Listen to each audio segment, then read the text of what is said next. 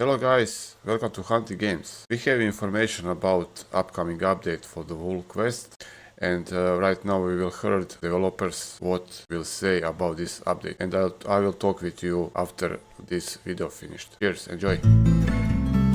We are making good progress with the saga. Lately we've been working on the yearlings. Here we have a mixed age pack, some new pups of the year, a couple yearlings, Musty and Roy, one 3-year-old subordinate, Tessu, and my mate, Lassie, and me. This is a save from Tommy as he develops and tests and tweaks the saga, so we have a nice assortment of Finnish names for our pups and pack mates. Everybody here likes playing with the pups, and the yearlings still like playing with each other and with the adults. They're only 13 months old here, so still very puppyish, even though they are physically approaching adult wolf size. So I know there are a lot of questions about yearlings, like once you've got a pack like this, how do you tell them what to do? Well, the short answer is you don't. Just as with your mate, you can go up to any of them and whine to invite them to hunt, but they have minds of their own personalities, as well as other factors that affect their decisions. Typically, females are more likely to stay at the home site when there are young pups, and males are more likely to go hunting, though certainly they can prefer the other as well, individually. Pack mates are more likely to stick with their best friend using the fondness feature I mentioned a couple of devlogs ago. And here you can see that they're whining to invite me to go hunting. They're like, come on, let's go. And then they're like, we're heading off. Come along if you want. So there they go, and I can decide if I want to run off and join them or stay back at the den with the pups. And here's Tessu. She's actually a 3-year-old subordinate, but she'll stay back at the den, and I can go hunting. Anybody can go in the den, but females are far more likely to do that. So age also affects the decision to go hunting. Yearlings are more likely to stay with the pups because they are not great at hunting.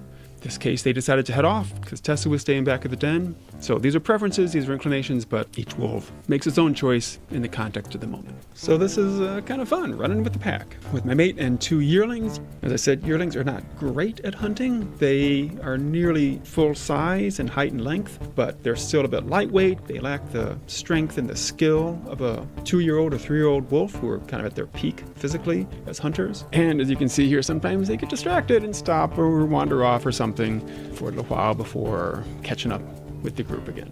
So don't expect to be able to sit back and make all your pack mates do all the work. In fact, marking territory is generally the job of the pack leaders. They're the only ones who do the raised leg urination. Everybody else can pee and howl, of course, which, helps a bit with territory, but territory is the leader's job. So then you might ask, can we get some other adult wolves to join our pack and I can delegate some work to them? Sorry, no. Well, that occasionally does happen. It's usually when the pack needs a new breeder. Again, packs are families, even extended families, and not an aggregation of unrelated wolves. All right, found the elk herd here, and the yearlings are helpful. Well, we found a low health spike elk here, and definitely nice to have a couple more wolves to bring it down. Oh, but the way to expand your pack is by having pups and playing through the years. A good percentage of pups won't survive to become yearlings, but still it only takes a few years to get a multi-generational pack. In Yellowstone, packs tend to have 6 to 12 wolves. Sometimes they get bigger, though famous examples like the Druid pack hitting 37 wolves was a quirk from wolf reintroduction before wolf and elk populations stabilized. And in the game, we will have a cap on pack size. It just gets awkward to have so many NPC wolves moving around, especially around the home site in your pack, along with the performance impacts of having that many NPC AIs running at full bore. So we've all filled up, heading back to feed some hungry pups. And one thing we've been focusing on is balancing the difficulty here. Some players, I think, are expecting that once they get a decent sized pack, they can lay back and let everybody else do the work, but also dominate the map. You definitely, get a boost of help with your yearlings and subordinates, but not to the extent that, you're living on easy street. For example, yearlings can eat extra food to come back and regurgitate, but they're still young, they're still pretty lean, and they need most of that food, and so they can regurgitate, but they have a smaller capacity of regurgitant stuck in their gullet to regurgitate. So they'll help out, but it's not like having, 5 mates with that capacity to feed the pups. So things are really coming along great, I think. Still a lot of work left to do. The saga release is not imminent, but we are plugging along and we're gonna get there.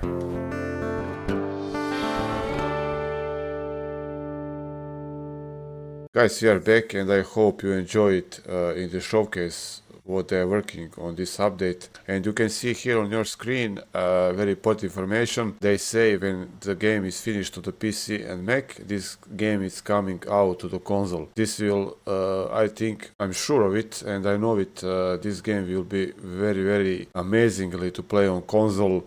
I think they get a better graphic on the console, and I cannot wait to play on my PS5, and of course I play on the PC.